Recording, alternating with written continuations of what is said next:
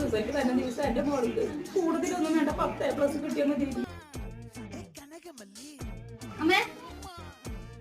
എന്താ full A+.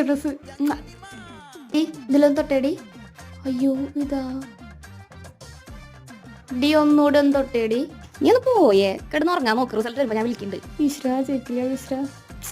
Full A+ കിട്ടിയില്ലെങ്കിലും എല്ലാ വിഷയത്തിലും ജയിച്ചാൽ മതിയായിരുന്നു. റിസൾട്ട് വന്നാ നോക്കാം എന്ത് വന്നാലും നമ്മൾ ഫേസ് ചെയ്യും. നോക്ക്